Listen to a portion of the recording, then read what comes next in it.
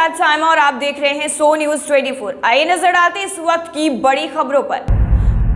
भारत में कोरोना महामारी की स्थिति में काफी तेजी से सुधार हो रहा है। दैनिक मामलों में भी लगातार गिरावट जारी है और रिकवरी रेट में भी बढ़ोतरी हो रही है। स्वास्थ्य मंत्रालय द्वारा गुरुवार सुबह जारी किए गए आंकड़ों के अनुसार पिछले 24 घंटों में कोरोना के 67,208 नए मामले ही सामने आए हैं। वहीं 1,03,570 मरीज इस दौरान संक्रमण से उभरे हैं और 2,330 लोगों की इस दौरान मृत्यु हुई है। स्वास्थ्य मंत्रालय के अनुसार देश में अब तक कुल 2,97,313 मामले सामने आ चुके हैं। कुल मौतों की संख्या 3,81,903 हो चुकी है।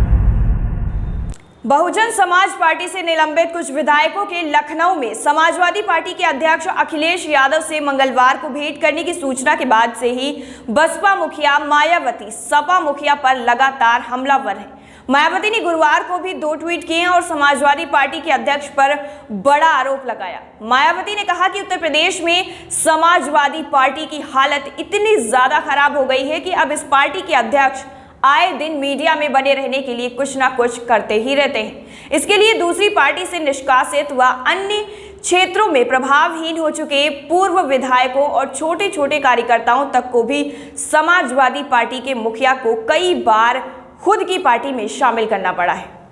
उत्तर प्रदेश की पूर्व मुख्यमंत्री मायावती ने यह भी कहा कि ऐसा लगता है कि सपा मुखिया को अब अपने स्थानीय नेताओं पर ही भरोसा नहीं है।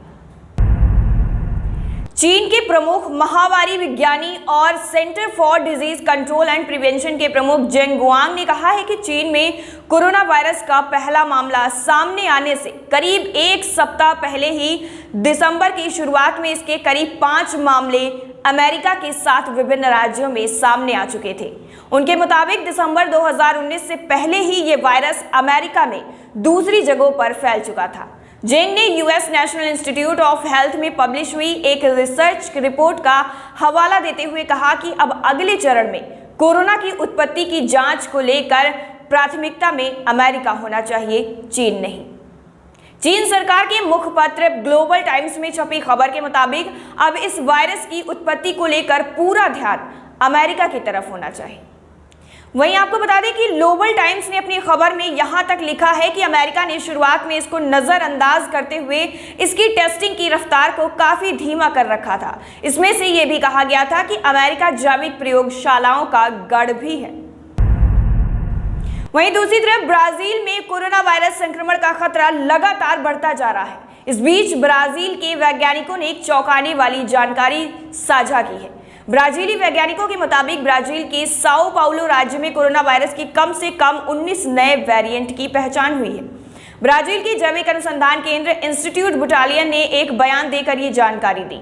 बयान में कहा गया है कि साओ पाउलो राज्य में 19 कोरोना वेरिएंट घूम रहे हैं, जिनमें से P.1 स्ट्रेन 89.9% मामलों के लिए जिम्मेदार है। इसके बाद स्ट्रेन B.1.17 आता है, जो कि 4.2% कोरोना मामलों के लिए जिम्मेदार है। साओ पाउलो राज्य ब्राजील का सबसे अधिक आबादी वाला राज्य है। यहाँ पर 4.6 करोड़ लोगों की आबादी रहती है और देश के सबसे अधिक कोरोना के मामले भी यहीं पर पाए गए हैं। कांग्रेस टूल किट मामले में दिल्ली पुलिस लगातार सक्रिय है और इस संबंध में पूछताछ और जांच भी जारी है।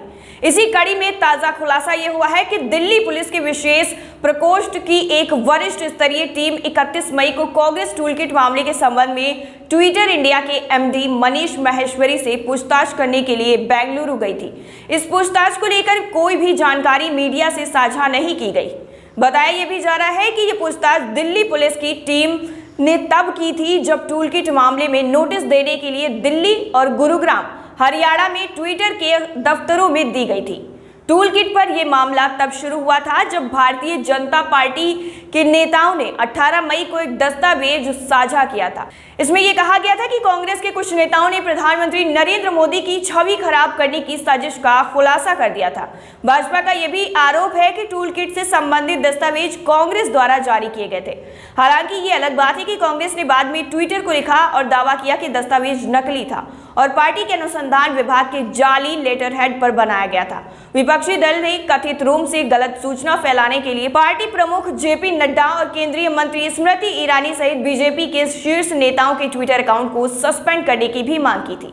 आपको यह भी बता दें कि मई महीने में दिल्ली पुलिस ने टूल किट मामले में कांग्रेस के 2 नेताओं को नोटिस भी भेजा था और इस मामले में शिकायत के संबंध में उन्हें जांच का हिस्सा बनने के लिए भी कहा गया था, जिसके बाद दिल्ली पुलिस के स्पेशल सेल की टीम ने टूल किट के बारे में शिकायत को लेकर जांच के संबंध में मई महीने में ही ट्विटर इंडिया को नोटिस भेजा था और उसे उन सूचनाओं को साझा करने को कहा था जिसके आधार पर भाजपा प्रवक्ता संबित पात्रा के ट्वीट को मैनिपुलेट मीडिया बताया गया था। फिलहाल अभी के लिए इतना ही। बने रहिए हमारे साथ और देखते रहिए सो न्यूज़ 24। हमारे चैनल से जुड़े रहने के लिए सब्सक्राइब करें हमारा चैनल सो न्यूज़ 24 और ऐसी ही ताज़ा तरीन खबरें जानने के लिए बेल आइकन को हिट करना ना भूलें।